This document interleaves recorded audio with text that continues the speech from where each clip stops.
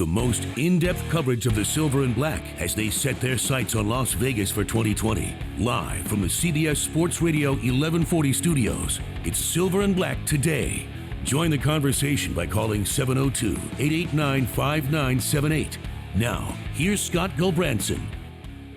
Good morning, Las Vegas. Happy Easter to everyone in Raider Nation who celebrate. If you don't celebrate, that's okay too. You can celebrate with us and talk Raider football on a Sunday as we do every week. Welcome to the only all Raiders talk show on the air in the City of Lights, the city of Las Vegas, Nevada, here at CBS Sports Radio 1140. I am Scott Gulbransen, founder and publisher of silverandblacktoday.com, and your host with the most. Well, sometimes at least a little bit. Welcome back, everyone. And joining me, as always, are my co-hosts, the guys who help us get this show going and continuing, and they keep me honest, I think. Well, I don't know. I don't know if you guys realize. Were you honest before? Mr. Kelly Kreiner. Kelly, good morning. Morning, gentlemen. All right. That's Kelly's a morning person. Chaz. Yep. Happy Easter. Happy Easter to you, man. And welcome back to the show. Just a reminder, we are streaming today's show worldwide on the radio.com app. If you know someone in Raider Nation looking for a show that covers Silver and Black with some objectivity, professionalism, tell them to download the app right now. I mean, don't wait. I know it's Easter. You might be going to church. You might be eating chocolate bunnies or eggs or whatever. But no, go tell them. Download the radio.com app. It is the best music, talk, and sports anywhere. And, I mean, you get everything from across the country. Stations here in Las Vegas like CBS Sports Radio 1140, like KXNT News Talk 840, all of our FM stations here in town, Mix 94. I mean, you name it, you can get it there. So make sure you take your smartphone out and get the radio.com app. In addition, make sure you read the website that started this all, silverandblacktoday.com. Some stories up there, including about a subject we'll talk a lot about today, which is the schedule, the Raiders' schedule. And there is much gnashing of teeth for Raider Nation around the schedule. People are not happy, but then again, 17 years of bad football can make you unhappy as well. So we'll talk about that, and we'll get into the schedule. So let's set topics on the table so we can get you guys all scheduled here and what we're going to be talking about. And of course, as I mentioned, the Raiders' schedule. It's brutal. It's not the worst, though. Kelly, we'll talk about that. The NFL has done the team no favors with the 2019 slate, which sees the Raiders spend a stretch of 49 days away from home. That's right, 49 days away from home. Sort of fitting. It's Easter. You know, Jesus went into the desert for 40 days, 40 nights, and so the Raiders, maybe that's their kind of Lent. Going into the abyss. I don't know. Okay, that was a stretch. They have a home game, guys, on September 15th, and then they don't return to their temporary home of Oakland until November 3rd. 6 weeks. Wow. 6 weeks. They're going to their other home, though, aren't they? London? That's true. We'll talk about that. Not only that, guys, the Raiders' schedule is the most difficult in the NFL with a average win percentage from their opponents of .539, so right. .539.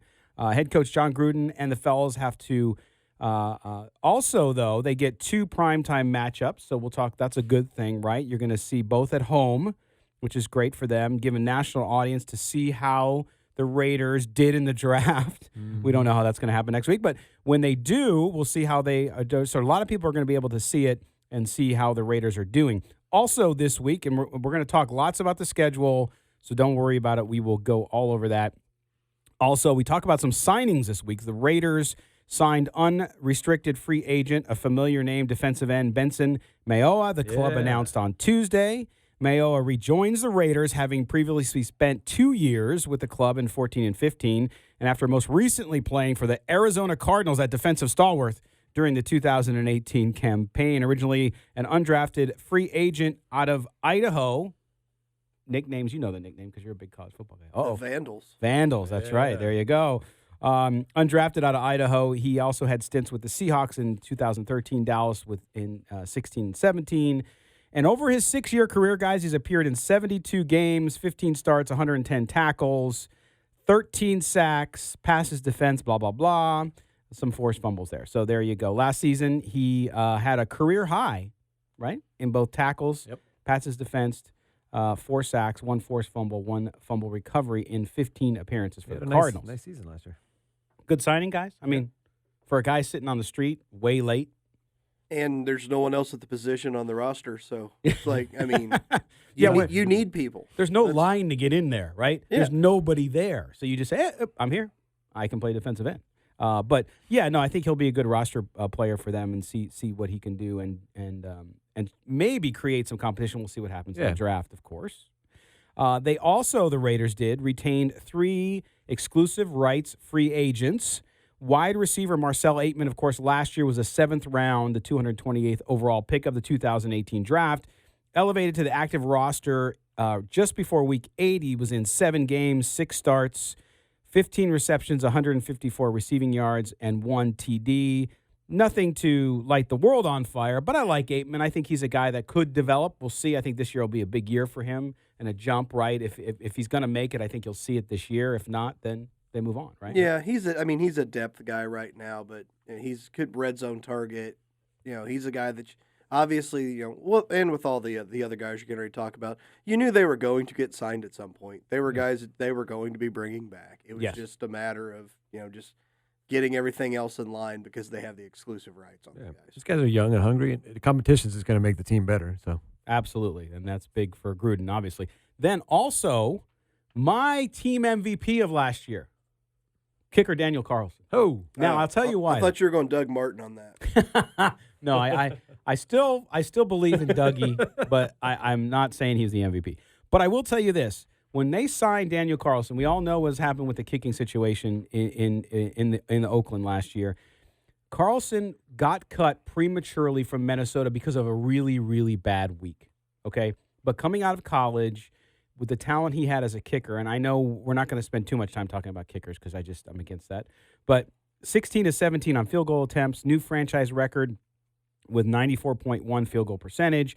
All 18 PATs were made, led the team with 66 points, earned AFC Special Teams Player of the Week honors in Week 11. I said when they signed him, I said he will be there 7-8 years, and I really believe that. They have their long-term kicker, which is good. Also, the last exclusive rights free agents they signed was tackle Justin Murray. He is a rotational guy on the offensive line, just depth. Second season in Oakland after being claimed via waivers ahead of the team's first week contest in 2018. He appeared in his first 2 career games as that rotational player on the offensive line. All right, well, there you have it, Raider Nation. You're up to date. We've set topics on the table for you here on the Silver and Black today on CBS Sports Radio 1140. All right, guys, so you look at what they've done, and we had this report come out on Friday. We'll talk about this before we go to the break. We had this report. Ian Rappaport said, hey, Jon Gruden, Mike Mayock, you know what they did? They said, hey, scouts, go home. We're done. We don't need you anymore. We got a week left before the draft, now a little bit less than a week. And go, bye. We're done. Chaz, you were an NBA scout. What does this mean? Tell me what this means. Is this just typical? I mean, is their job done? it's no big deal. I was sent home all the time. No. I thought you were just set in the corner with a dunce hat. No. No, this is not a typical thing. I don't know. What does it tell you, though? What do you I'm think? wondering if it's just part of this bigger smokescreen that they just got going on and on and on. I don't know. I think as far as the scouts, their job, they're out on the road for whatever, 5-6 months. Just all the GM, you're just gathering information, and then you give your opinion. And maybe, Gruden and Mayock feel like they have all the information they need. They have all these guys' opinions. But you fight for guys, right? When you were looking at guys and you wanted, and you really were trying to get your GM. But you do all that before the draft. So Okay. that might be we would meet every month, and then we would come in the week and a half before the draft. So basically everything is set. And then that week and a half, it's just a couple of tweaks here and there, like we were talking about. You get the medicals, and then you're still gathering information right up to the end. So you might hear something about a character, this and that might change just, briefly. But basically, your board's already set. I was telling Kelly earlier, we kind of have groupings. So we would put like 3 or 4 guys in one group, and then 4 or 5 guys in the next group, 3 or 4 in this one, 4 or 5. So once they get picked off the board, we start, eliminating that group. And basically, if there's a higher player, and we think, that's the best available, and he's in a different group, and then we're already back. They're already picking on our 4th or 5th group. We've still got this guy available in the 3rd group. then that's the guy we're taking. Right. So Kelly, isn't this really about these guys just being able to see Avengers Endgame early? I think that's the long game of this, because we have to work draft day, and we're going to have to stay up really late and get no sleep so we can go see the movie that night. I've got my ticket. I actually do. So if you see me cut out on pick 30, I'm just saying. As long as you bring me back popcorn and red vines, I'm okay. No problem with the red vines. I can't. That stuff's crap. You don't like the popcorn? I like drinking the soda through the red vine. Oh my God, that's not a bad idea. See, I'm the kind of I get popcorn and like Reese's Pieces and throw my Reese's Pieces. That's a good deal. That's a good deal. But yeah, the licorice, not my bag, man. Now, I love that. But now, do you guys dip fries in a shake or like a Frosty at Wendy's? Well, this is really big 100%. Raider football stuff. 100%. So we gotta 100%, right? Yep. If you don't, I don't trust you. Exactly. Thank you very much. Oh my gosh. All right. Well, geez, that time's flying by, and we're talking about fries into Frosties at Wendy's. And maybe Wendy's will sponsor us now. But anyway, let's take a small break, and when we come back, we're going to talk more about this announcement about the Scouts being sent home, and also about the schedule. You're listening to Silver and Black Today here on CBS Sports Radio 1140.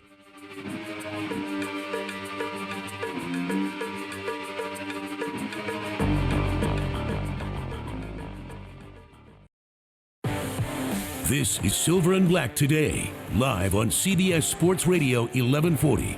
Here's your host, Scott Gulbranson. Oh, yes. Welcome back. Happy Easter, everybody. Hope you're enjoying your Sunday. Just a few more months until Sundays are filled with football again. But, we have the draft coming next week. I should say this week. It's Sunday already, so it's coming up soon. On Thursday. Thursday. Oh, sorry. Okay. Let me get out of the stupid radio buzz. All right. So what we were talking about, before we cut out to pay some bills, we were talking about Jon Gruden, Mike Mayock sending the scouts home. Chaz was giving us his perspective as a former NBA scout, and Kelly, talk to me. Do you agree with Chaz maybe that this is part of this kind of smoke stream around the draft, and that they're actually crazy like a fox? I wish I could say yes, but with the history of this team. This does not. But what about these guys, me. though? You say team, but this is Jon Gruden. It's not Al Davis. It's not some of the clowns that have gone through there. Hey, true, but I mean, there's a track record of this happening for years. Gotcha. So it's like until they prove me wrong, I'm thinking the worst on this. Okay. Plus, I mean, we all talked about how Mayock's not a traditional GM. He's not what everybody expected to come in there. When you have somebody that's never done the job before and you don't know how someone's going to handle something, and something like this pops up, you can only think the worst. Well, yeah, it's been so positive since he's got in there. There's been all these positive things coming out of it, and he's talking about how they have a good balance and a healthy discourse. It would be the opposite of a healthy discourse, I think. Yeah, where's the communication there? Yeah. Get out of the building. Give me your key card. Yeah. You could not come in the building. So, yeah, but to me, though, to your point, Kelly, is like, I think everybody, and it's funny, when you watch the national media, they are always waiting, and I think to your point, with good reason, and Raider fans, don't take it the wrong way. It's just fact and history. Everybody waits for the wheels to fall off, right? And that's what you're saying. It's kind of like, okay, well, maybe they're doing this brilliant job that people are thinking Kyler Murray, and they have no intent of taking Kyler Murray. It's all about Quinnen Williams or Rashawn Gary now, as we're hearing this week. That's the hot one. But certainly, past history has to play into it. And you're thinking, why would you send your scouts home? Don't you want the team together? Well, the Rappaport tweet that kind of got everything started said they didn't know who to trust. And you'll notice the last couple days, there's leaks on every team and everything. Sure. But you've noticed that they've been a little more specific with some of the Raiders stuff. So I'm wondering how much of that played into this now, because the big one the other day was Quinnen Williams is the guy at 4. If he's gone, it's Devin White or a trade down. Okay, but I could have told you that. I mean, it's like that's not exactly groundbreaking information. Right. But if that is what they're thinking, they're like, well, hell, this got out. Yeah. What else is next? So that used to happen to us a lot too, and it's just basically the media or the fans, they're just connecting the dots, like you said. Yeah. All of those scenarios can play out. So, but when they do guess right, and we're looking at each other like, who's talking? Well, nobody. They just connected the dots and got it right for Right, because you get little bits of information, and then, I mean, there's smart people out there. They put it together and they say, "Well, that must mean this." It was a little different when you were doing it though, Chaz, because there wasn't like Twitter and stuff like that. Hey. So there's not. Well, no. What I'm saying is, Back with black and white television. you could go back on look up. Everybody's predicted everybody in the draft at 4 because one idiot wants to say, "Ha ha, I had it." right. So I mean, you don't know what's a leak and what people are just throwing stuff against the wall to see what sticks. 1 out of 10 is going to get it right. But back, 5-7 years ago, if you heard a leak, it was coming from somewhere. Right. Now, though, when you look at the situation and you're talking about the leaks, it's a great point because all of a sudden, and we heard it before, but this week too, specifics around Haskins has come up that if they trade down, they might, and he's there, they might have an opportunity there. I still think Derek Carr is the answer. I'm sorry. For those of you who don't like Derek Carr, I get it. Apologist. But they don't need a quarterback right now. I think they need other things much, much more. So to me, though, all of these little specific things are coming out, and that is strategy. And listen, it is a tough game. It's a competitive game, not only on the field but off the field with these guys. You have to go in to your draft with as much protected information as you can get. Yep. And you know what? It's very similar. I mean, you guys read Moneyball? Did you see the movie at least? Yeah. About how, look, scouts are great, and Chaz, no offense, scouts are great, but scouts come with a point of view. Yep. And some guys, if they have a different format or if they're doing things differently, they're disrupting how you run a team, which I think Mayock and Gruden are doing. You sometimes have to say, guys, we know you know everything. We appreciate your information, but we need you out of the room now because we have a different track that we're taking. Yeah. Can we talk about how Moneyball actually failed and about how the book and the movie are basically a great big lie? Because Moneyball said you take Mark Kotze over Cole Hamels. Yes. I know. Moneyball didn't mention you have the 3 best young pitchers in baseball before you start the Moneyball approach. Yes. That always helps. Okay, just on. I want to throw that out there because if you look at the Moneyball draft picks that they had, it was a horrible draft. That time now, if you look at them now, I know this is Oakland sports at least, so we're kind of in the same vein.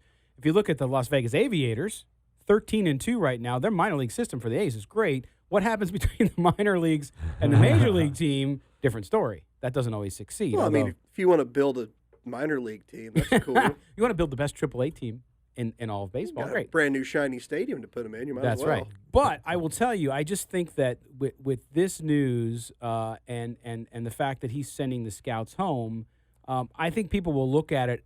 They're going to report on it, as we've seen already, negatively. They're going to say, "Oh, look, see these guys."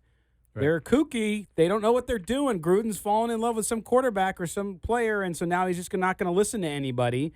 No. The difference is Mayock's there, and I really think if you've seen what Mayock's done, not that Mayock has a lot of experience because he's got none, okay? But as a general manager. As a general manager. He's got a few months. Right. But more as than a I do. player evaluator, he's got a lot of experience. And that's why he was brought in basically to nail these next 2 drafts.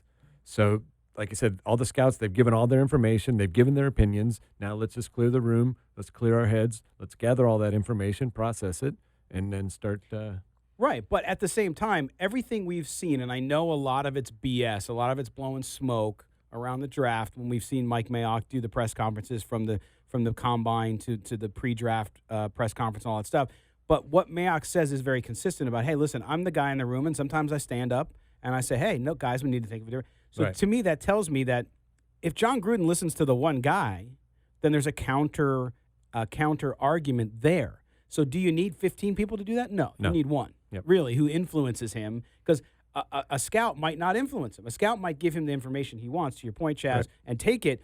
But Mike Mayock was brought in to influence Jon Gruden in a positive way. Right.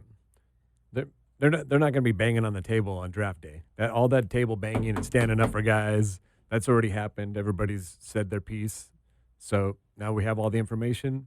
I don't want to say you don't need the scouts there because something could come up on draft night. A question could come up, right? About a player something. And you need to brainstorm really quick and get everybody in there. But for the most part, that your due diligence has already been done. And yeah, but if somebody starts falling, you need the area guy out there. You need Like, who had Great the point. SEC conference? Who had this? Right. Right. Why is this guy falling? We had him at 15. He's Right. now there at 27, or he's there at 34. What's going on? Because every draft, there's a handful of guys that always Right. fall. And if your scouting department isn't in there, yeah, they gave you the overview, and you know why you think that guy would have went 15. Right. But they're going to be the ones that's going to have the information to tell you. Well, here's maybe what why happened. Yeah. this might be why he fell. This might be why this is going And on. some last minute information about that player. Yeah. pops up or But something. isn't I mean sending? I think it's a little bit misleading when they sent the scouts home. That doesn't mean the scouts aren't going to be there on draft right? day. It's not like they just fired everybody. They're going to be the scouts are going to be Well, at least some of them in the war part room. of the tweet said they're not expected back, so obviously they Until could the- come back. No, I said until the draft. I think. Yeah. until the draft. Right. Right. Well, yeah, Because- but you're not.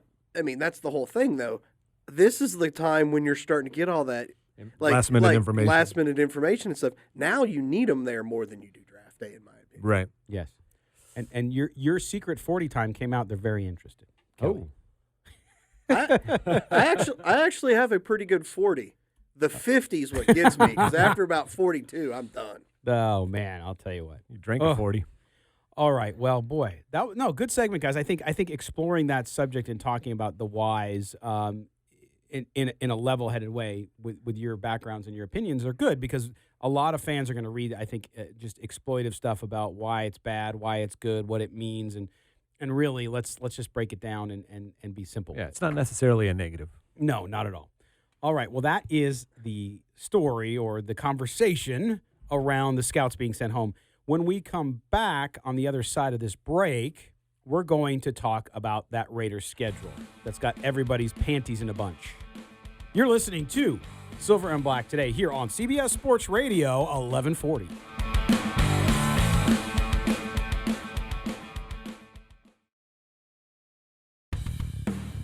Hi, this is Steve Wisniewski, and you're listening to the Silver and Black today. Indeed you are, as my offensive lineman, Steve Wisniewski, blocks for us as we come back in from the break. Yes, welcome back to Silver and Black today here on CBS Sports Radio 1140, part of the very impressive, happy Entercom family. We appreciate you joining us. And we have folks listening all over the world, all over the country. Raider Nation is worldwide. They are nationwide, and they listen to us because we give them great stuff on the Raiders. And today, we are going to talk about, of course, on this past Wednesday, the NFL schedule. The final schedule was released, and boy, is it a whopper for the Raiders. But before we get to that, I just want to remind everybody, we talked about this last week, about the Raiders Foundation's Celebrity Swing on May 8th at Top Golf. Join the Raiders Foundation and community leaders to celebrate the second annual, because now it's second, so you can say annual. I hate when people say first annual because it doesn't make sense, because it hasn't been annual. It's inaugural. Like segment of freeway? Is that what you think? Okay. This doesn't make sense. Anyway, join the Raiders Foundation community leaders celebrate the second annual Celebrity Swing event on Wednesday, May 8th from 6:30 to 9 p.m. at Las Vegas Top Golf. Guests will enjoy an interactive evening of golf, food, and cocktails with Raiders alumni and team personnel. Hosted by the Raiders Foundation, Celebrity Swing will help support the local nonprofit community and schools of Southern Nevada. To commit today or to learn more about the Raiders Foundation Celebrity Swing sponsorship opportunities, please visit RaidersFoundation.org. And they only have like a couple bays left, guys. This thing has gotten really popular and just a great way to raise money on that one. So there you go. Make sure you check it out, RaidersFoundation.org. Okay, schedule. All right, guys, we look at this schedule. Let's hit off on a couple things I mentioned in the opening. Number one, toughest schedule in the NFL. Number two, how do you get the toughest schedule in the NFL? It's because of the divisional matchups, Yeah, I right? was gonna It has say, nothing to do with your record. Like the AFC West is always competitive. Yes. The top 2-3 teams always have a little better. You don't have like the AFC East. The Patriots always have the easiest schedule because their division's trash.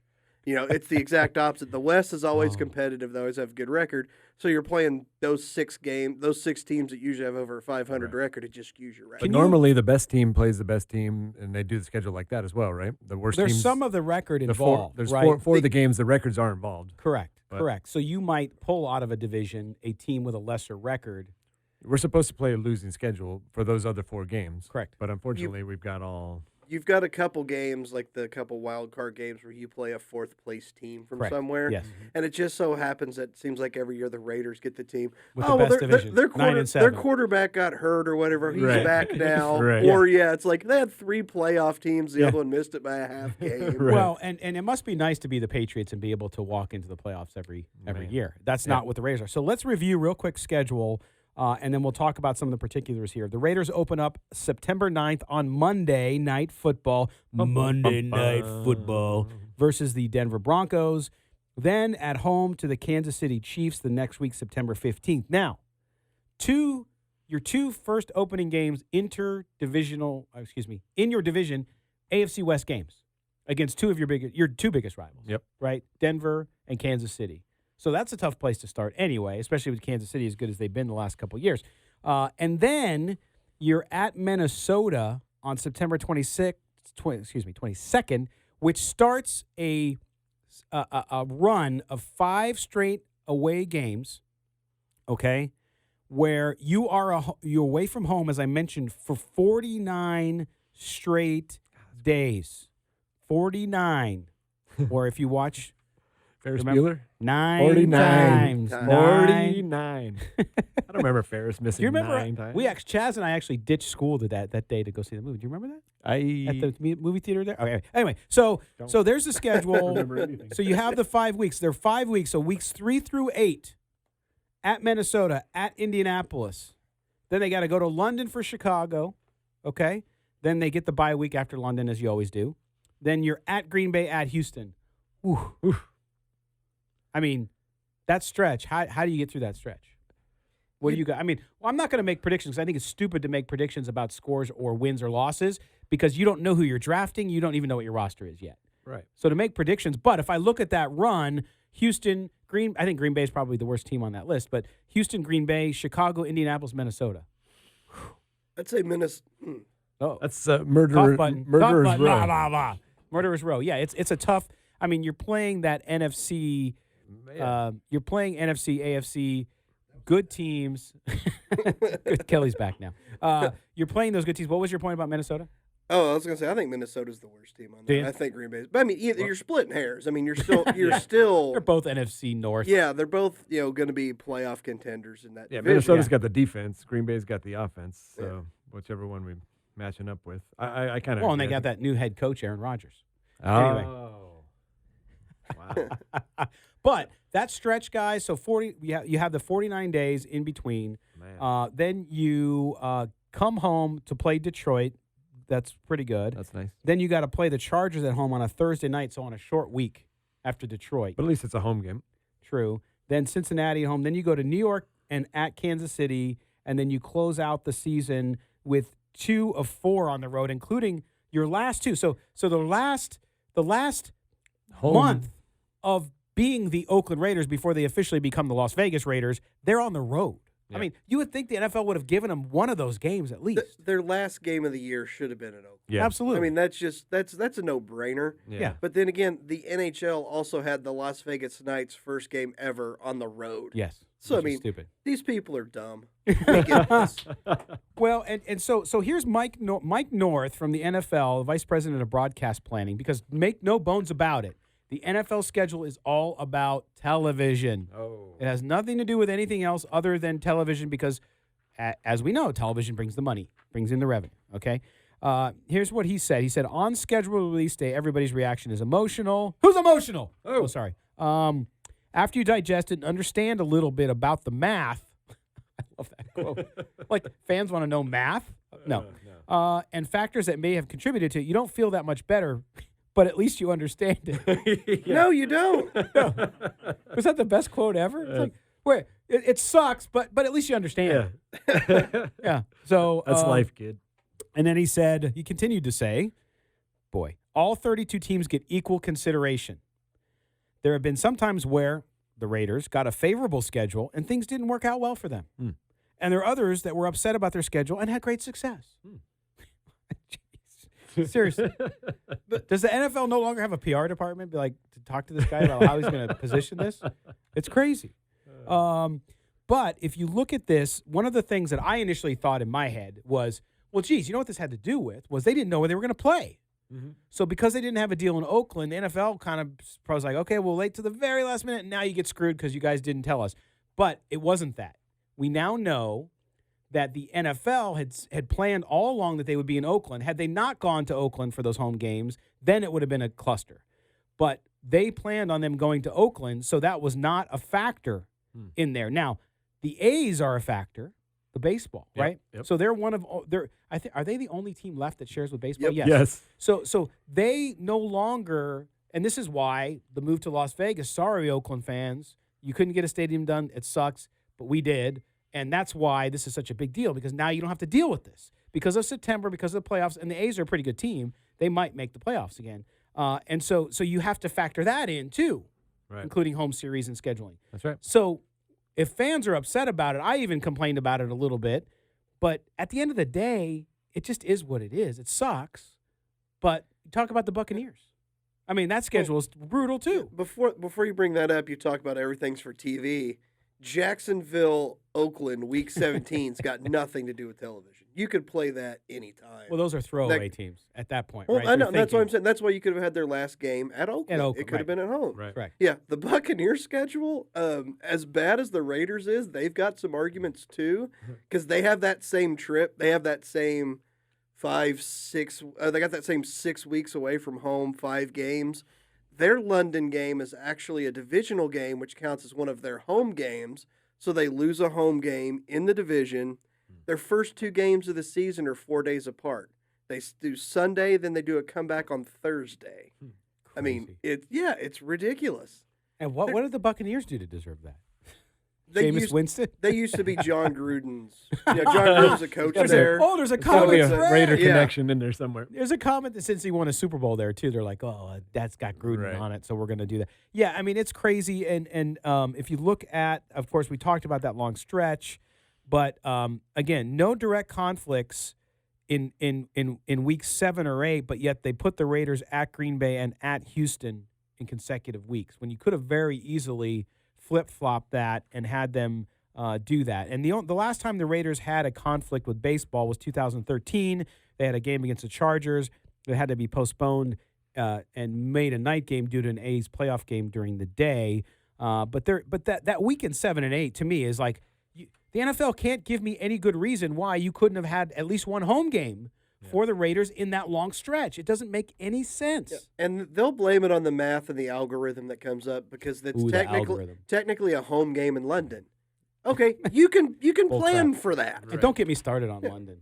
Great trip for fans to go to, but come on. Let's well, that's actually was going to Crap or get off the pod. If you're going to put a team in London, do it. If you're not, stop sending teams over there 3 times a year. They'll never put a team over there because the team will fail because they will never get anybody to go over there as a free agent or a draft pick. Amen. You're not going to get some kid that grew up in Louisiana. Doesn't want to pay the VAT tax? It's going to be like, wait, I'm going to get taxed at this rate? Yeah. It's going to be this expensive to live there? Oh, and the IRS will probably take some from here too. I'll play for Dallas. I'll pay 3 taxes and have my $12 million deal will be 1 after all that stuff, especially in Europe where they do it. Great conversation. Well, I'm sure we'll bring this up again later in the show. We're going to step aside. On the other side of these messages for you, these enthralling messages, we're going to welcome in part of Raider Nation, a fan. We're bringing a fan segment to you. Paul Miner. He's a really inspirational guy. He's got a big weight loss journey going on, and Raider Nation has just supported this guy like nothing I have ever seen. This is why we're having him on. We're going to talk to Paul after this about his journey and how you all, Raider Nation, are helping him get healthy, get fit, and we'll talk to him about the entire journey. You're listening to Silver and Black today here only on CBS Sports Radio 1140.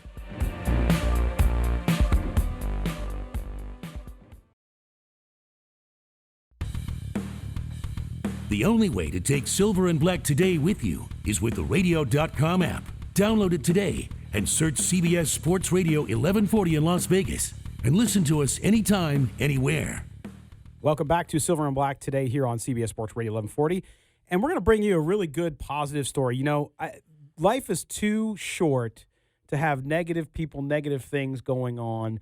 And as part of Raider Nation, as we are as a show, we have listeners all over the world, all over the country.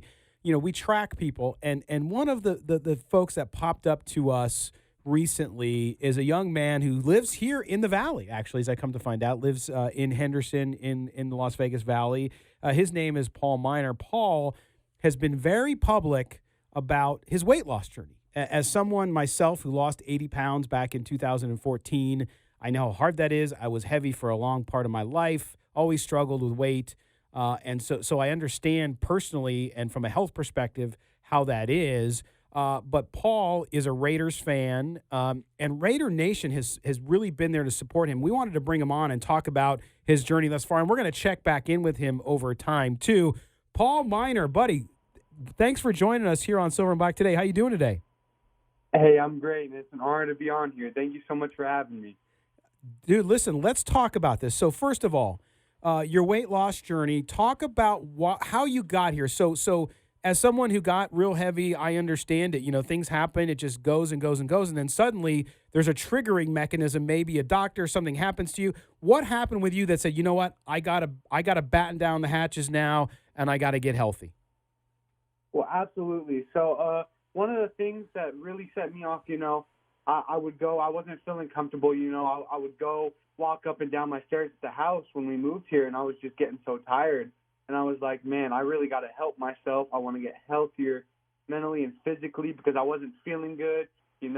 Nothing was really going positive. I was so focused on all the negative things. And I'm like, I really need to focus on getting healthier mentally, physically. I want to become the man that everyone has helped me so hard to try to reach. And I think that was just a big thing. I'm like, I've always struggled with my weight, and I'm like, you know what, I'm not going to let it stop me anymore. Too many things have stopped me from achieving what I want in life, and part of it is my weight. And so I'm like, I'm going to get rid of it.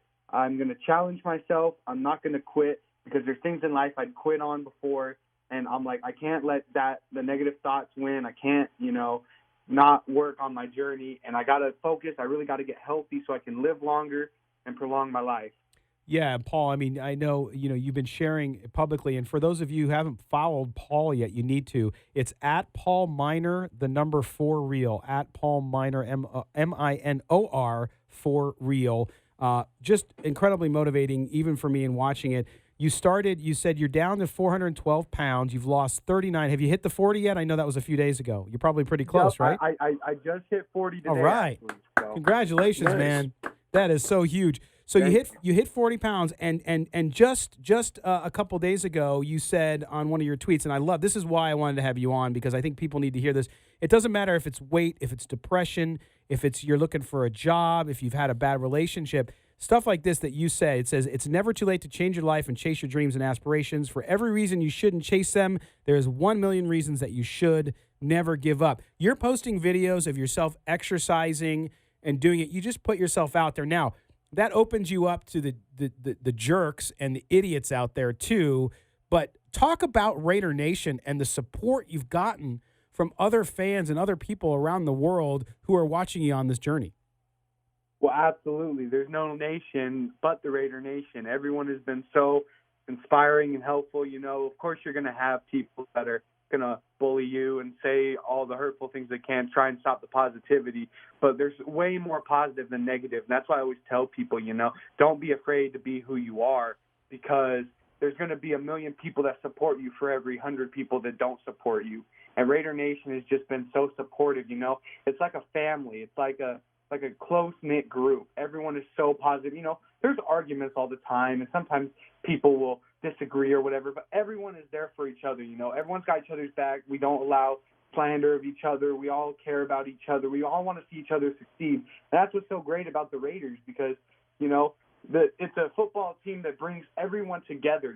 Every Sunday, everyone gets together. We all have these wonderful experiences together. We're all there for the football team and the love and the positivity. We want to see us win. We want to get a Super Bowl. And, they've just been so supportive of my weight loss journey. They're always giving me positive words, messaging me, giving me advice, asking for advice. And it's just so great. And there's just a couple people that have been really cool, Raider Cody, Chris, and Kenny the King. They've been really supportive of me. They were actually some of the first people to talk about my journey and kind of share it to other Raider fans. There's been some really good Raider fans, Oak, LA, Vegas Raider, Gator Mouth, Irish Raider, Flood King, and Gabriella. And there's way more than that. That's just to name a few of the people. And that's what's awesome is because of your love for the Raiders, it created a support group for you that has been phenomenal. And I love your key factors. You know, people ask you how are you staying focused and how are you being successful. You say self-love, self-discipline, and self-motivation. And I say great on you, man. Now talk to us real quickly in the few minutes we have left with Paul Minor here, and that's at Paul Minor, MINOR 4 Real on Twitter. Tell us about how did you become a Raider fan? Tell us about that piece of your life. So my mom and my grandma lived in California for a short time. This was way before I was born, but they lived there for a short time. And my mom, she loved the Raiders and the whole. She didn't watch a ton of football, but she really loved the Raiders. And when she watched it, she'd watch the Raider games and all that. Anyway, and they ended up moving back to Utah, and so they kind of kept that with them. And I didn't really watch a lot of the games. My mom was always working or busy at school. But, we always kind of had that Raider fan. So when we could, we'd tune into them. And so I always was a fan. And I remember in middle school, I wanted to start playing football. And I started watching way more highlights, film, games. I remember I just always watched the Raiders, always the Raiders. And I loved it, the prestige, people like Tim Brown, Bo Jackson. My favorite player at the time, Khalil Mack, It was just amazing to see all of the Raiders. I loved it, watching growing up, and it just became more. And I remember around my 16th birthday, I remember we went to Oakland to actually watch the Raiders versus the Panthers, and it was a great experience. Like you see it on TV, and you see Gorilla, you see the Violator, and it's amazing. But when you're there, it's an experience like none other. Everyone is so great. Everyone, we're all just having a good time, rooting for our home team, helping everyone out. It's just amazing.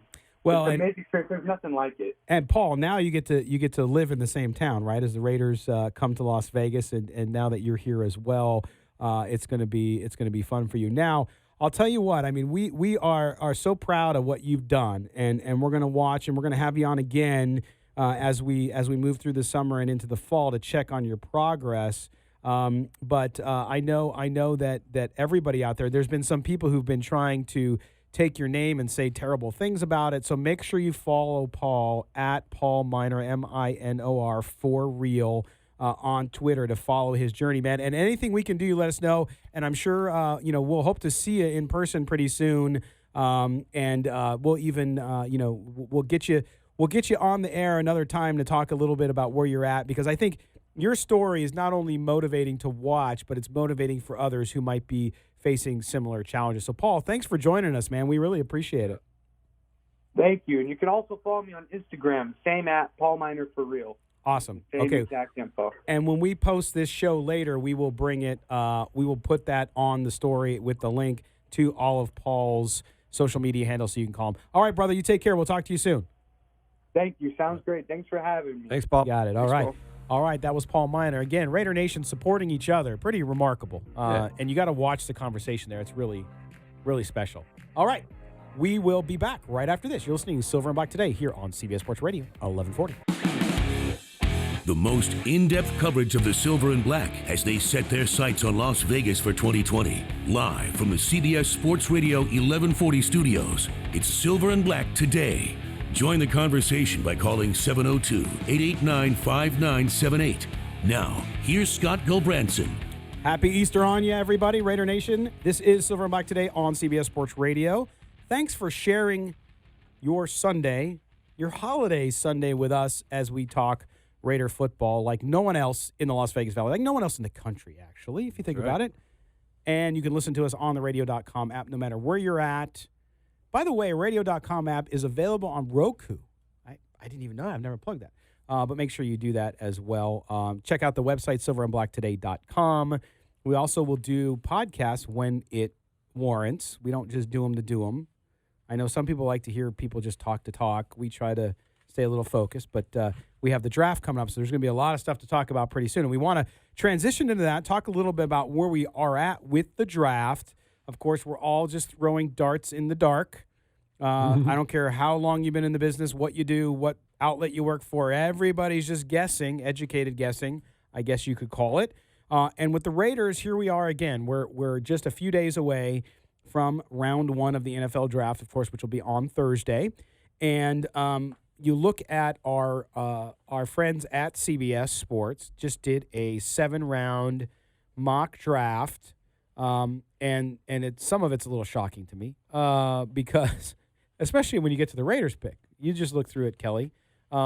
And let's talk about this a little bit because, again, I think sometimes people just do this to make a quick headline because it's different, right?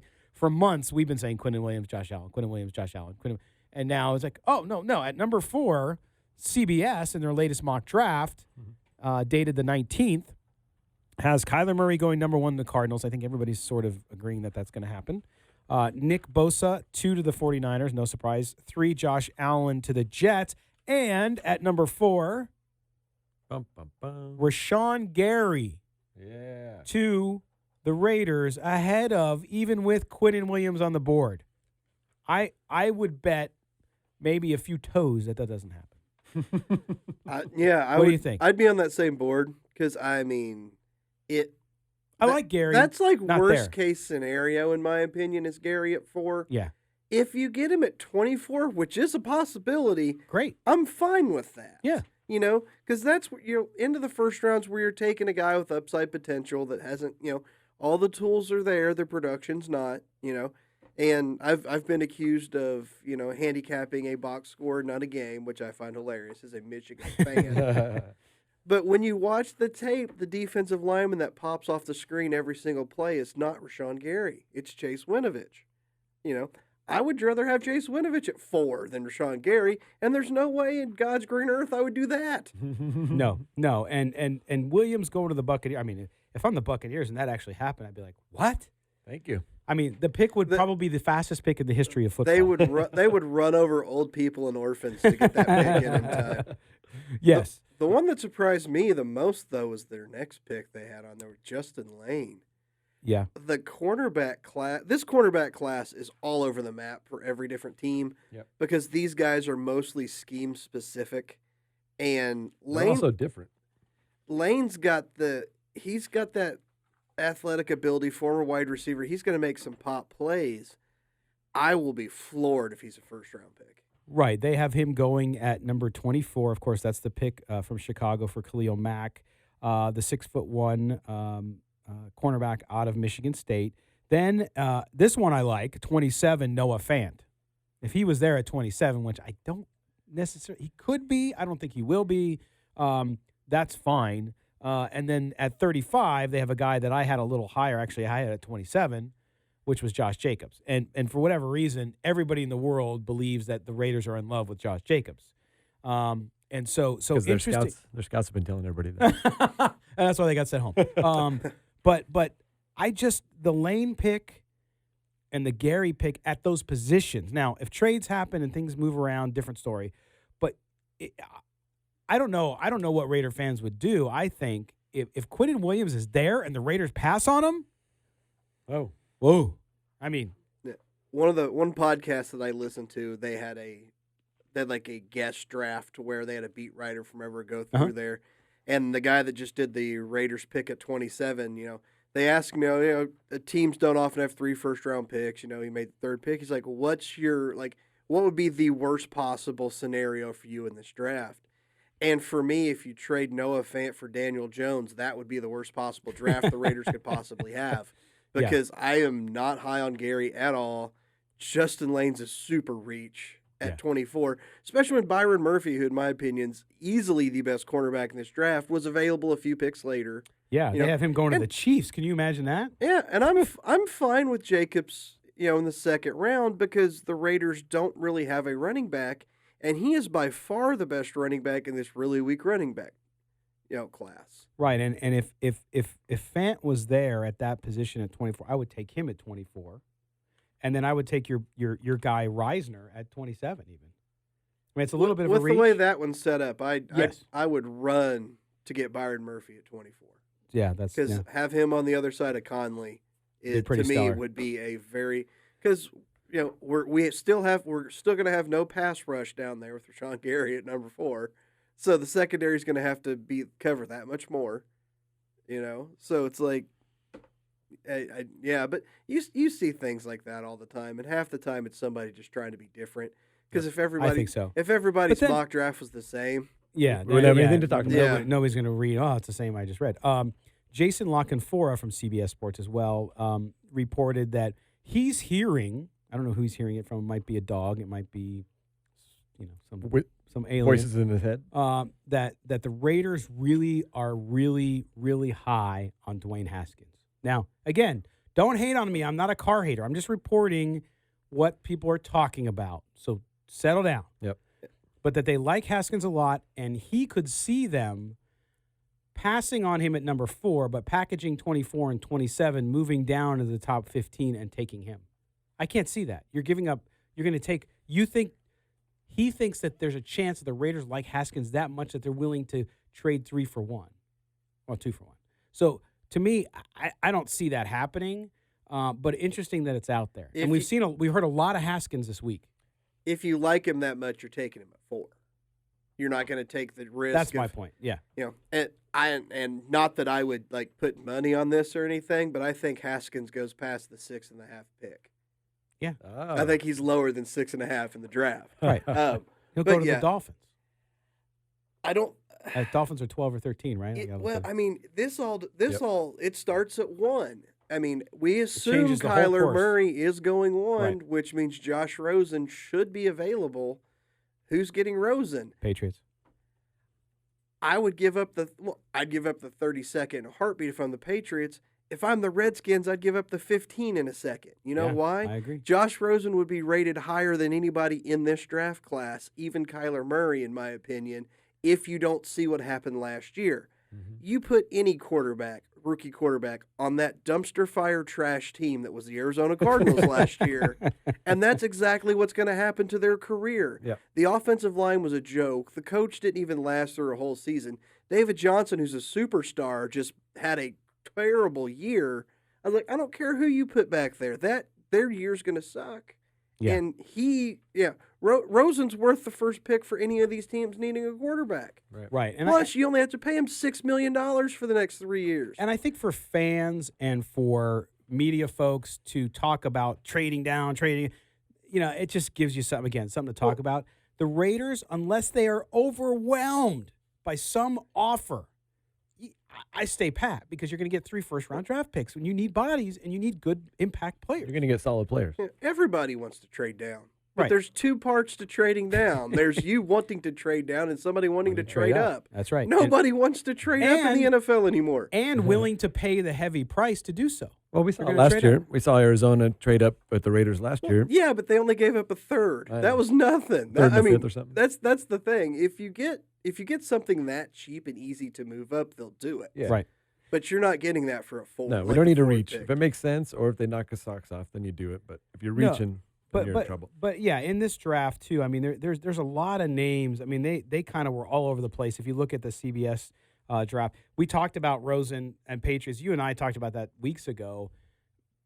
That would be a coup by Bill Belichick, and I could see it happening. Now, Just end football if that happens. I know, and they also have the Patriots in the 3rd round taking Ryan Finley, my guy, which would be great as a developmental quarterback for them if they get a starter. But then some of the other picks, the Raiders in round 4, Bobby Okereke from Stanford. Good. Am I pronouncing that correctly? I don't even know. Linebacker. That's how I say it, so you're probably Okereke? wrong. Yeah, probably. Because I'm sure I'm butchering the hell out of his name. Thanks for your contribution. Oh. But yeah, and then round 5, Max Sharpling, offensive lineman out of Northern Illinois. I really like that pick, but I Yeah. don't think there's any way he's going to be 5. there. Yeah. I will say one thing: everybody's all over the map on him. PFF loves him. Draft Network hates him. So I mean, it's like depending on what you're looking for in a lineman. I mean, the guy was a star for 3 years in the MAC. Yeah. Which, hey, guess what? There's been some MAC offensive linemen taken first. We had the Eric Fisher debacle. There has. Well, all I can say, I mean, I love talking football. I love talking draft, as we all do. And Kelly lives his whole life talking draft and does it in his sleep. But at least that's what I hear. What? I don't sleep. I don't sleep. How do you know what he's doing in his sleep? But anyway, it's just great that it's coming up and we can get from from Yeah. conceptual to actual We reality. dissected it and in a few dissected days, it. and we'll have some news about that and the draft here on CBS Sports Radio. We're going to step aside. When we come back, we're going to talk a little more about the draft and preparation for the draft. We're going to tap into Chaz's experience as an NBA scout and kind of all of the things that go into it before. We've talked a little bit about it today, but we're going to talk some more. You're listening to Silver and Black today on CBS Sports Radio 1140.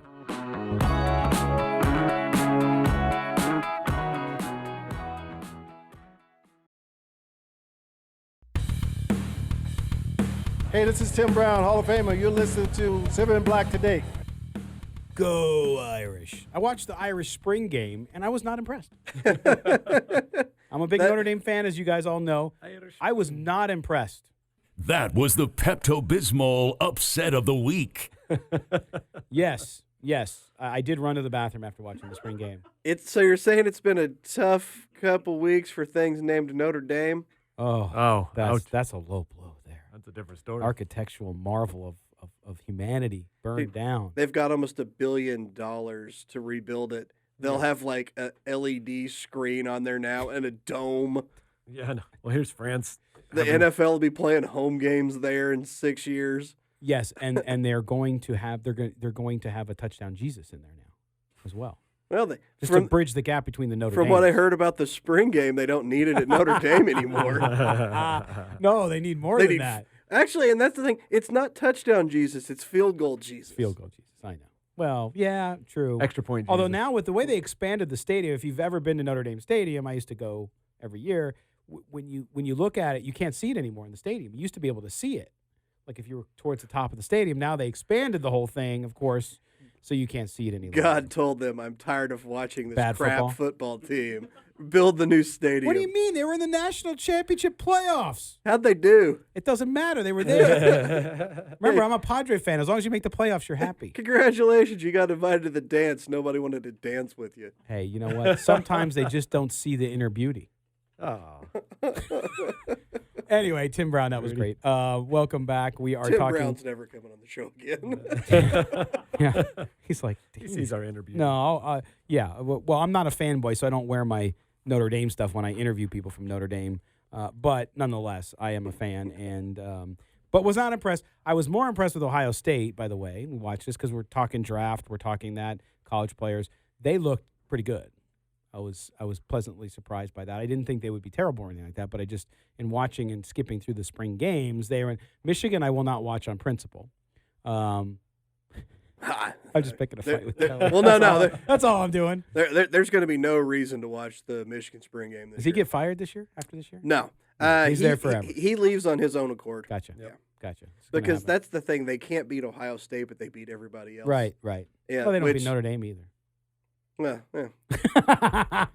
Anyway, got one all right, back. draft. So Chaz, we talked a little bit about this earlier, but as a scout preparing for the draft, the heavy lifting's done now, right? Now Yep. you're waiting just a few days. You're hopefully if you're having conversations, but that's the question I wanted to ask you in thinking about this as we were running up to the show, is how many calls do guys like the GM? I mean, is it like a couple? Is it a lot of conversations that are happening between teams about trading and not only players but picks? I mean, what was your experience with that? I know it's NBA, not NFL, but it's pro sports and it's similar. I feel like it's pretty similar. No, I feel like those general managers are all pretty much in contact a lot of the time. A lot of them are probably friends from their playing days or coaching days, and so there's kind of a brotherhood there anyway. So as much as I saw, is they're always talking leading up to the draft, like we talked about. Everybody kind of knows what position you're going to call.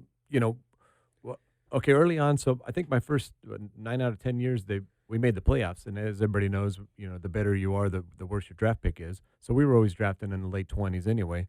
The one year we didn't, we had the 10th pick, and our owner, there was a private workout. We were in Chicago for the NBA draft combine, which is the equivalent of and they had a private workout I didn't get to go to. I actually went to the Cubbies were playing the Red Sox. So you were focused on business, is what you were saying. I scored a ticket to see the Red Sox at Wrigley for the first time since 1919. And you said, what combine? I didn't get to go to that private workout. Okay. They work out in the morning, then there's like a 4-hour break, and then they go back in the afternoon. So they went to the private workout to see Andrew Bynum, and our owner just fell in love with him, and we brought him in for workouts before, and we actually shut him down. He was supposed to leave our place and go to Portland or somewhere to work out, and we said, no, we're going to promise you at 10.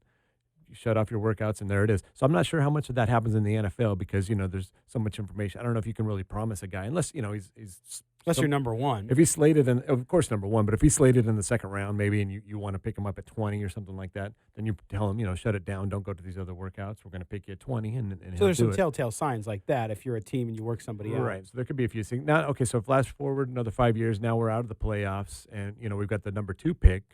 And, of course, we inquired, I think it was Carl Anthony Towns. And, of course, we're going to call them and ask, what can we do to move up? They're not going to move up. And then the next year was the same thing with Ben Simmons. Mm-hmm. And, now the one big move that I can remember was the next year with Danny Ainge trading out of the 1 and taking number 3, right? He took Jason Tatum. And that was like the genius move of all time because now Markelle Fultz is, we don't know what. So, something like that happens this year with Kyler Murray and they do the switch. So those things do happen. The GMs do talk to each other. There's an open line of communication. I was trying to think of any major. There wasn't any kind of major move up besides that Danny Ainge one a couple of years ago. That was probably the biggest one in recent memory. So, how much does the personal relationship, like there's GMs who get along, there's GMs who don't like each other. Yeah, no, that definitely plays a part of it because now you're getting a sweeter deal from a guy that as opposed to, and now you're seeing it with the Lakers, the thing with New Orleans this year and your guy Anthony Davis, and now that everybody's soured out. Nobody wants to help the Lakers. You don't want to help a team that's historically winning. Right. We don't want to help New England Patriots at all. Right. So you definitely see that. It's still kind of a good old boy system. These guys all know each other, and if you're closer friends, I think you're going to get a sweeter deal. There is still some of that, and like you said, it's like might not like this GM. You almost never want to trade anybody in conference because you see them Right. Right, Yeah, of course. Twice. And there's That's all the number kinds of one things rule. like that. Right. You do see promises in the NFL, but the guys will rarely shut it down because there's a difference in the wage scale. There's a lot more money, like from say 7 to 15. There's Right. a bigger difference. So if I come in and tell a guy, hey, you're our guy at 13, we're taking you. Most of those guys, they may cancel the meeting at the 17th or the 19th team. Yeah, but they're still going to look up. But if it's somebody up, you're still doing all that stuff. Of course. It's like, well, I've got my floor set. Where's my ceiling? Well, but then there's things like you're talking about the Bynum workout. Hey, shut it down. Don't go to Portland. We're gonna take you at 10. Then you have things like with the NFL draft, especially the first 4 picks this year with the Raiders. There's a lot that could happen there, even in the first 4. Yeah. But is there anything to read into it, Kelly, about the Quinnen Williams visit so late to the Raiders and then him going on TV and talking about the Raiders? I mean, can you read anything into that, or is it just the guy doing his due diligence? Thank you. Yeah, the timing of the meetings and stuff doesn't really matter because you got to figure these guys. Quinnen Williams is going to go on a dozen of these things. So he's just kind of planning out. You don't want to go L.A., New York, Miami, Seattle. So a lot of these things are just kind of planned in a rotation that works best for the player. Because if you're on the road 6 or 7 days in a row, that 7th meeting is going to be bad because you're just tired and worn out. You're trying to put your best foot forward and all this stuff. You're trying to come off as congenial and everything. You don't want to just knock yourself out doing all this stuff. Right. So the actual timing doesn't really matter. You will see, and back in the NBA days, I would still like to see that Anthony Hardaway workout that made the Magic flip so much. He had to beg to get one more chance to go out there. They did a private workout, and they're like, we have to take this guy. Right. You will see players coming up towards draft day, give me one more meeting, give me one more shot. What do I need to do? I want to go to Oakland at 4. I want to go at Tampa at 5 or whatever. The player So, dictating that. you will see that towards the end of it, like the last few days. But throughout the main process, it's not that big of a difference. No, you're absolutely right. And another thing to your point, he might have worked out the day before in another city, flew in that night, didn't get enough sleep. So for your workout, he wasn't as impressive. Yeah. And he's like, you know what, I can do this. Let me do this right. Let me do it again. And we saw that a lot. These guys, geographically, like you said, they're coming over to the West Coast. Everybody's trying to get in their private workouts before the draft just to get that one last look. see if you can find any piece of information that's going to sway you a little bit. And so you're right. They get tired. These Wait a guys are minute. on the workout trail. Kelly doesn't hear that very often that he's right. Oh. No. That's the cool thing. I know I am, so I don't have to listen to feedback from people. That's it's good. like opinions of others matter not. But do you guys, I mean, when you look at what's been going on, is there anything can happen, right? Again, we're guessing, but I don't think there's any doubt that the Cardinals are going to grab Murray. I really, if I was going to lay money on it, I would. Well, you can, but it's minus 700 at this point. I know, yeah, you're not going to make much money. I was telling Kelly this. I was listening to Peter King interview a couple of days ago, and he's still convinced that Jon Gruden's in love with Kyler Murray. And I just don't. What is it? Kyler Murray is going number one. But to whom? Who's taking him? I mean, if normally I would say there's no way Arizona's not doing this. But if there's one thing this franchise has shown me over the years is they can be so bad at things, they could have screwed this up this bad. Right. This is either but the greatest smokescreen of all time or the most inept front office ever, and I could see the second one being that at this point. But I will tell you that no matter what happens for the Cardinals, they have a quarterback. Yeah. Right? So yeah. if win-win somebody for them. trades with them and they trade out of first, they got Rosen still. And to me, again, like you and I agree. But do they have Rosen still? Mentally, like you if he's still there, you can't trust this team anymore. Well, we're going to step aside on the other side of the break. We have Kelly's Corner. Not with a K corner, a C corner. Because that's just the way we do it. Anyway, when we get back, Kelly's going to espouse on something and we're going to comment. You're listening to Silver and Black today here on CBS Sports Radio 1140.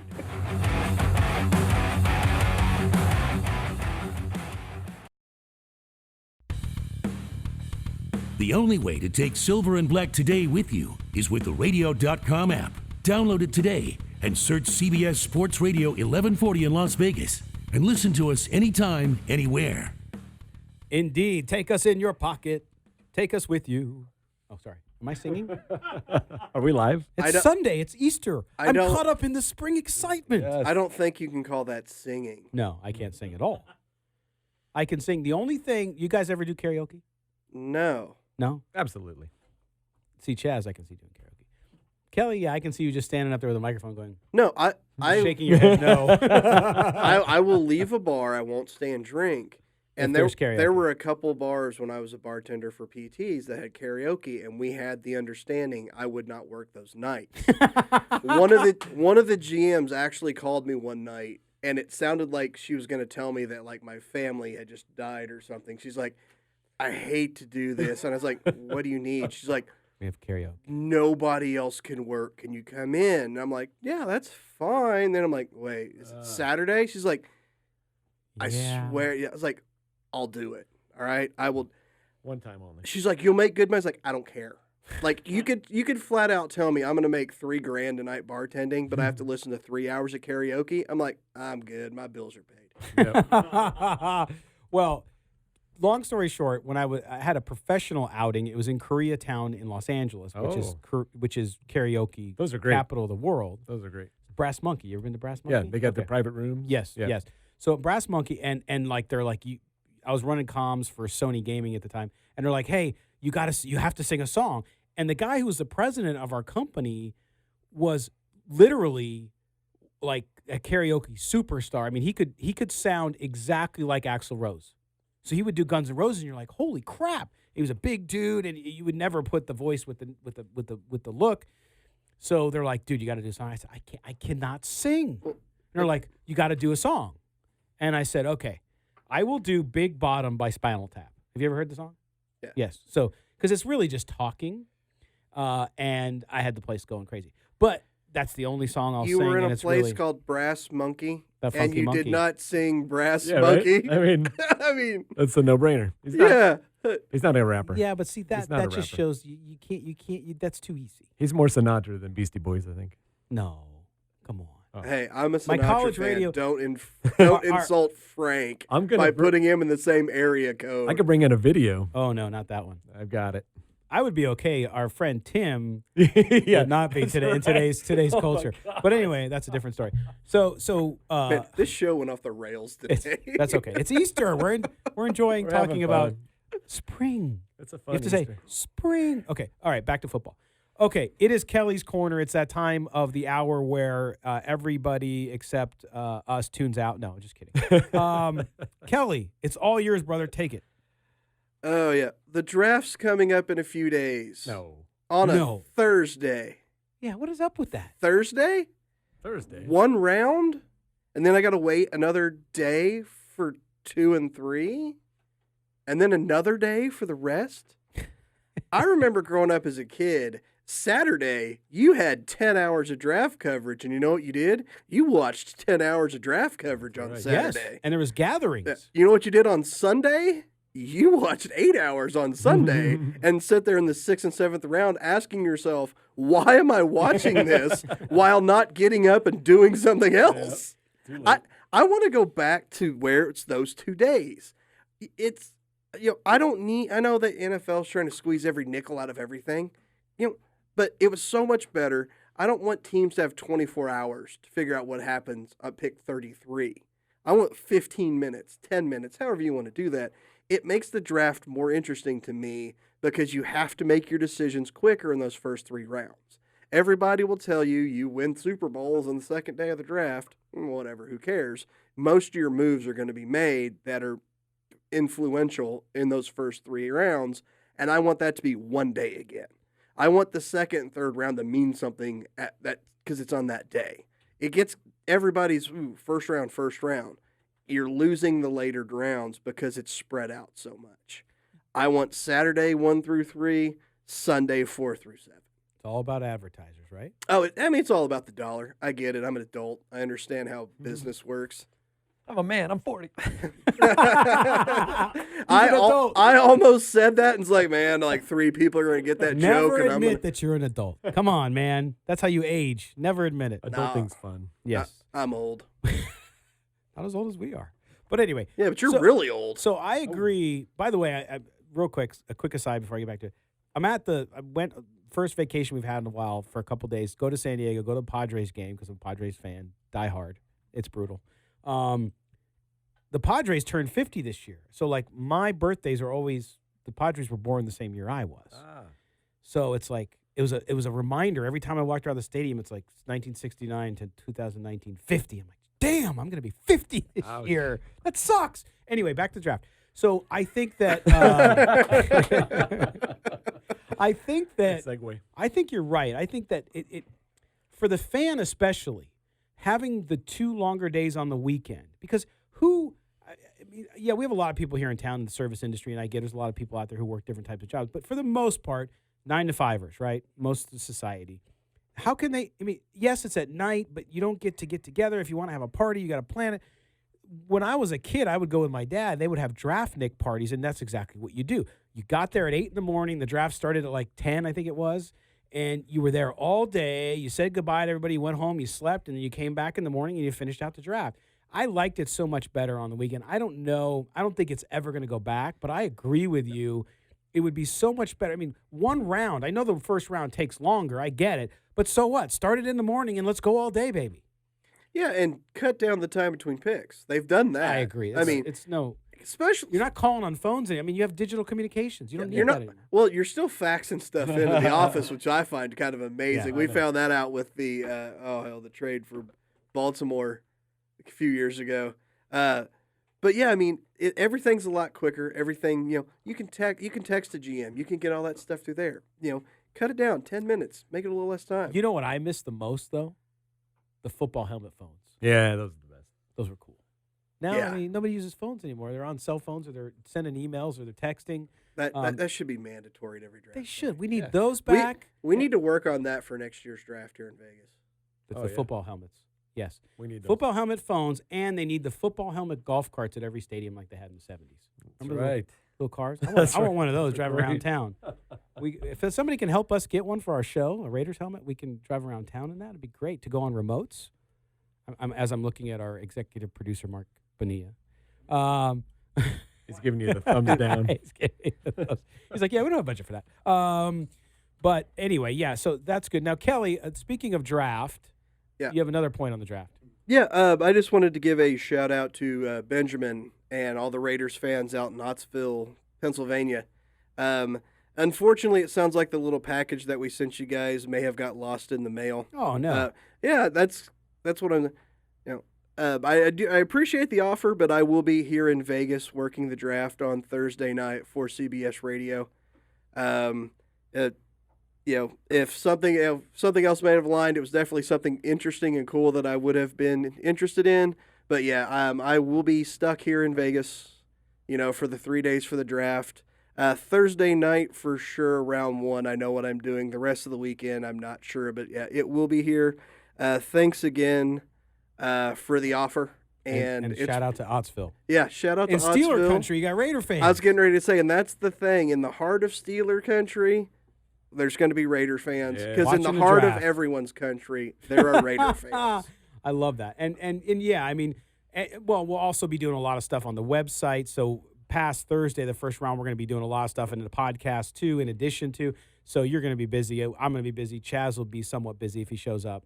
No. When is it? He'll be there. But anyway, speaking of the draft. It's Sunday, Chaz. Sunday. When we come back to close out the show, we're going to be joined by Paul Ihander, who is our program director here at CBS Sports Radio. Paul, along with myself and Tony Cardasco from Saturday Sports Beat, and these two guys next to me, Chaz and Kelly, we're going to be doing a special draft show. Yeah. Special draft show. Yes. This is a special report. And we're going to be talking about that right after the break. So don't go anywhere. We'll give you details. You don't want to miss it. You can stream it live. Turn down the TV and listen to us as we bring you the draft. We'll come back and talk about that. You're listening to Silver and Black today. There we go. Yeah. Oh, look at Mark. Nice, Paul. CBS Sports Radio.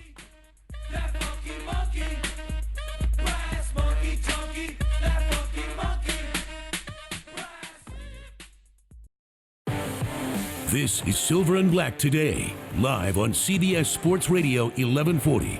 Here's your host, Scott Gulbranson.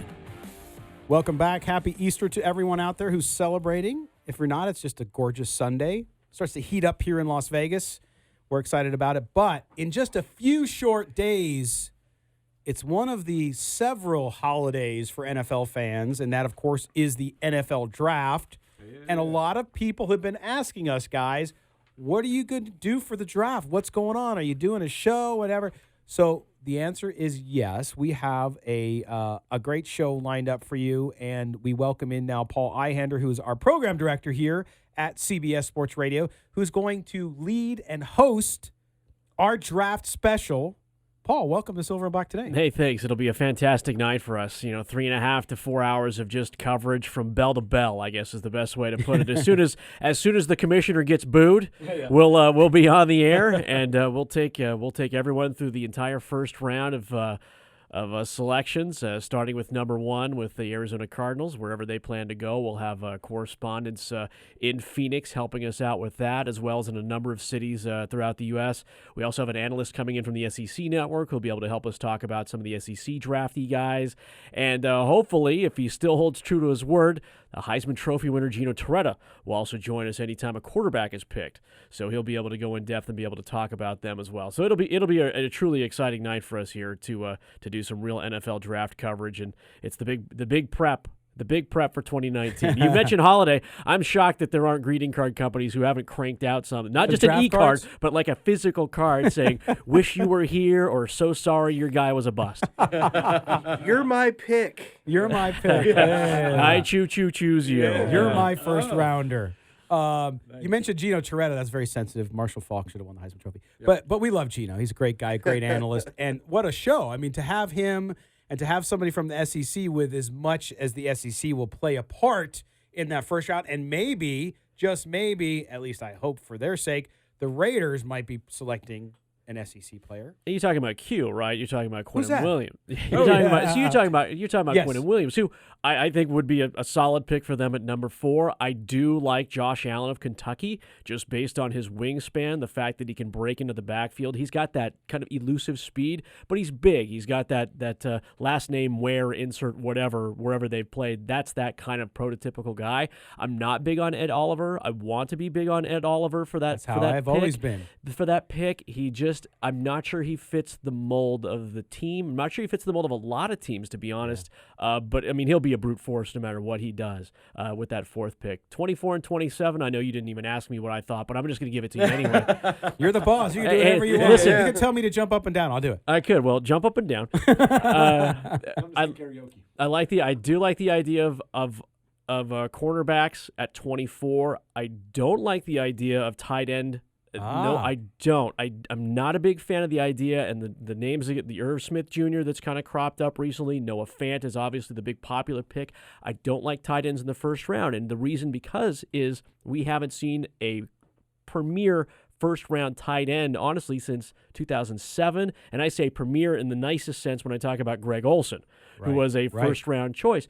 Gronk was a second-round pick. Jimmy Graham was a third-round pick years ago. I mean, you have to really go back. Vernon Davis was a first-round pick. But again, we're talking 12, 13 years of draft history where those first-rounders, and I firmly believe in this, first-rounders have a lot of pressure on them. When it comes to tight end, especially, no one wants to see, after week 6, week 7, going to the bye week with a tight end with a stat line of 10 catches and 92 yards, and you were a first-rounder and they invested first-round money into you. It just doesn't work. It just doesn't work. Well, I've said all along that I think the Raiders should go all defense in the first round, and I stick to that, to your point about tight end.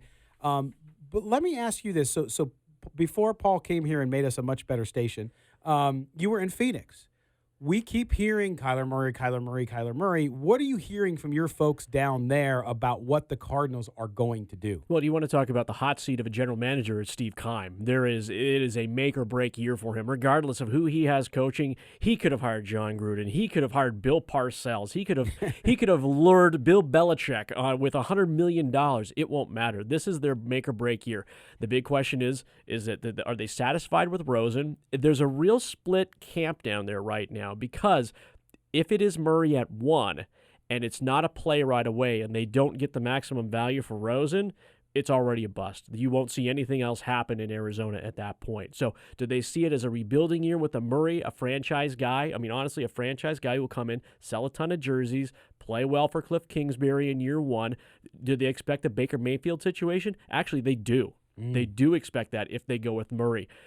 The other camp goes, we have a lot of needs on defense. We're so porous on defense. We have all our offensive guys. We have guys that we can still lean on with this team. So it's leaning both ways. It truly is. It could be an amazing smokescreen, but only Keim knows right now. And when you talk to former quarterbacks, when you talk to Kurt Warner, and this is third hand, unfortunately for me, but when you talk to Kurt Warner, when you talk to Carson Palmer, they believe Rosen can be the guy for them.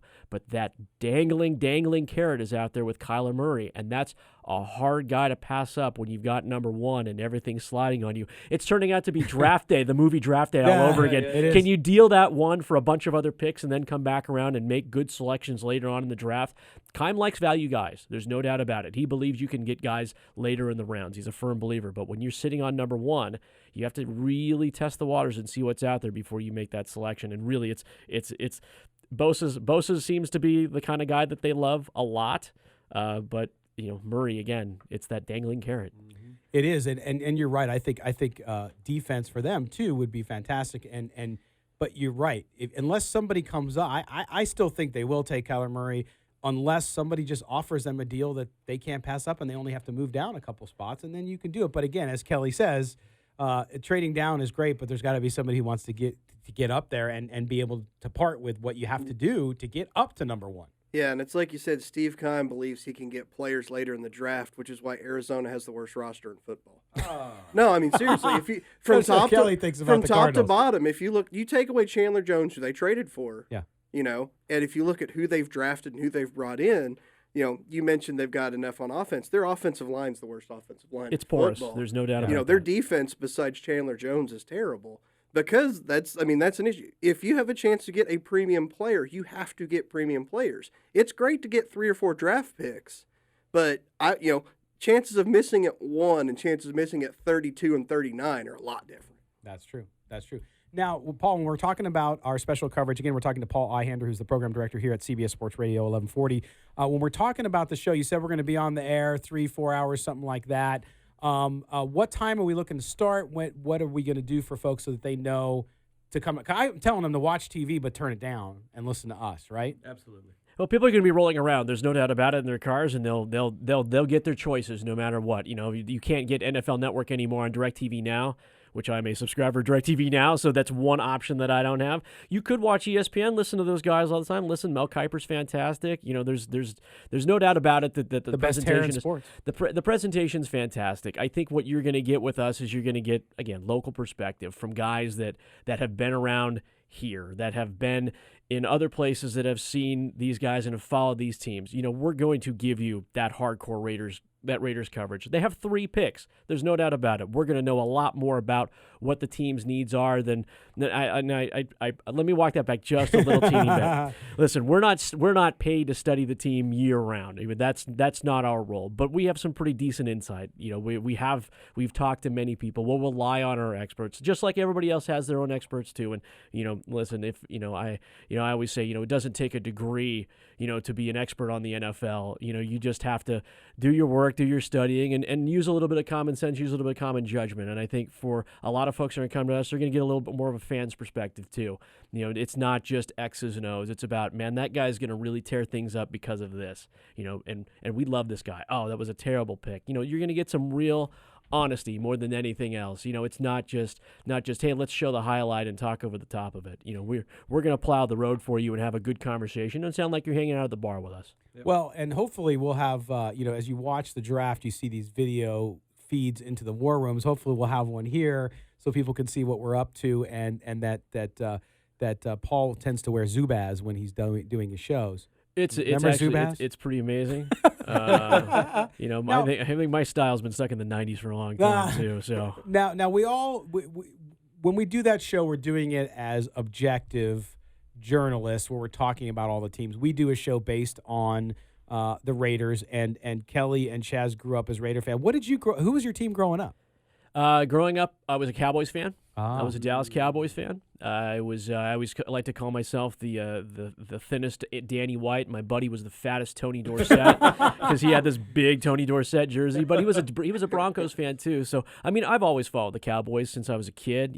My dad followed the 49ers. He never really instilled something hard. My uncle was in the Army a lot and happened to come across the Cincinnati Bengals hat, so he became a Bengals fan. So the loyalties are all over the place. I've got a closet full of jerseys from the Titans, the Cowboys to the Denver Broncos. Worked in a lot of places, and I think it's just more than anything else, it's just fun to be a fan of football, especially this time of year.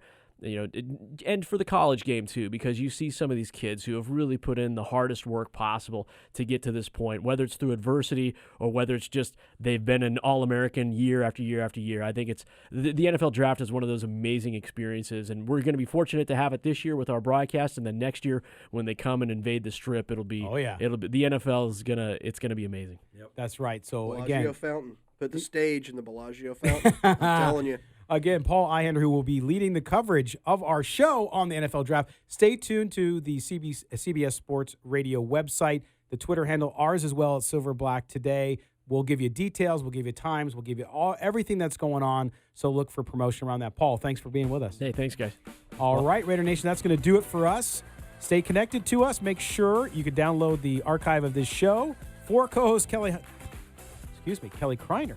About as bad as me earlier. It's hard to get your name out sometimes. Chaz Osborne and our producer, Mark Bonilla. We sign off, but we never say goodbye, Raider Nation. Thanks for listening. Until next week, may the autumn wind be at your back. Take care.